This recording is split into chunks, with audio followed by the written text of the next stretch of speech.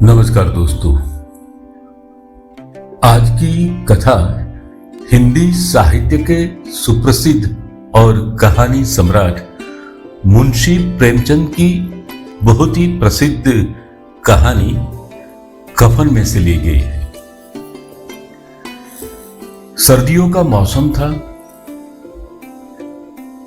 कड़ी ठंड पड़ रही थी।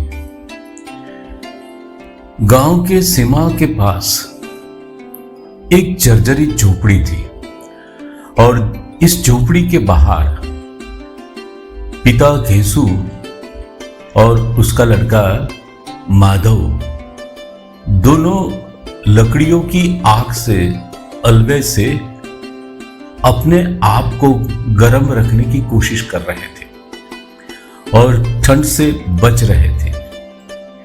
साथ में ये रात्रि के सन्नाटे के अंदर माधव की पत्नी बुधिया को प्रसव की पीड़ा चल रही होती है।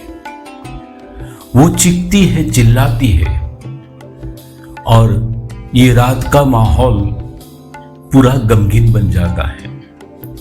लेकिन बाप बेटे दोनों की मानवीय संवेदना टस से मत नहीं होती, क्योंकि वो भीतर नहीं जाना चाहते थे।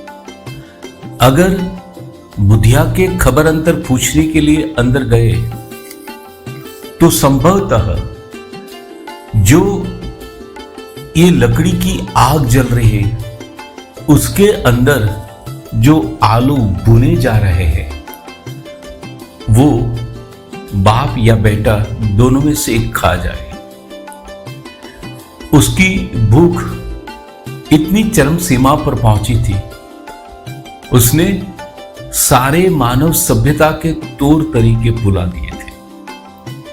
और आखिर में माधव की पत्नी बुधिया रात भर चिल्लाती चिल्लाती अपना दम तोड़ देती है और साथ ही अजन्मा बच्चा उसकी गोद में, मां की गोद में ही मानो उसने कफन ओढ़ लिया, वो भी उसकी भी मौत हो जाती है। अब दोनों बाप बेटे के बीच एक नई समस्या खड़ी हो गई। वो समस्या ये थी कि बुधिया तो मर गई, अब उसकी अंत्येष्टि के लिए, उसके अंतिम संस्कार के लिए हम कहां से कफन लाएंगे। लेकिन वो पुराना दस्तूर उसके जहन में था कि ये लोग, जिंदा लोग अगर खत्म भी हो जाए तो उसकी दरकार नहीं करते, लेकिन यहां शवों को श्रृंगार करने की रवायत है। कफन को मलमली जामा पहनाने की यहां रवायत है।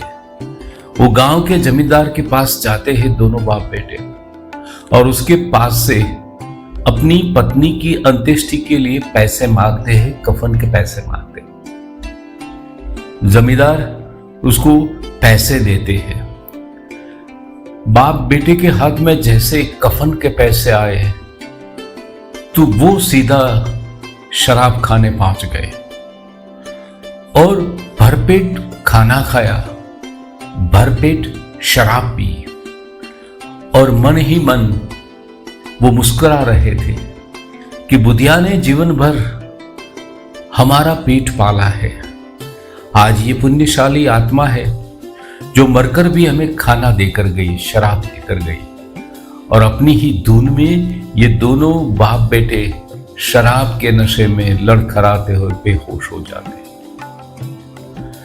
दोस्तों, ये पूर्वकालीन समय की एक विडंबना मुंशी ने अपनी कलमों से इसे नक्काशी की है।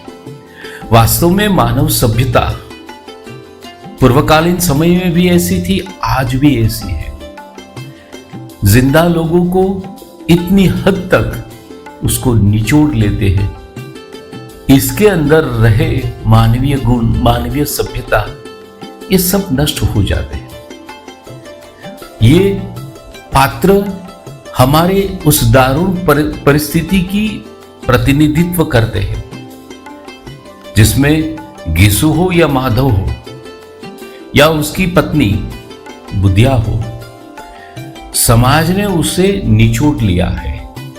पूंजीवाद के प्रति मुंशी का ये करारा व्यंग है। इतना निचोड़ा गया है ये आदमी कि उसको अच्छे बुरे का ख्याल नहीं, सिर्फ हर मोड़ पर अपनी पेट की आग दिखाती है, और जहां पेट की आग ज्यादा प्रज्वलित हो जाती है तो सारे संस्कार, सारे मानव मूल्य नष्ट कर देती है। मुंशी जी ने परसों कहीं सालों पहले कहा था, यही वाकया, यही दस्तूर आज भी हमारे समाज में हो रहे हैं। हमारी मानव सभ्यता अपनी खुद की संवेदना खो गई है। इसलिए ऐसे नज़ारे हमें, अगर हम देखें तो समाज में देखने को मिलते हैं। और मुंशी ने ये सामाजिक मंच पर अपनी कथा कफन के जरिए हमारे सामने ये भी विसंवादिता प्रस्तुत की है। धन्यवाद।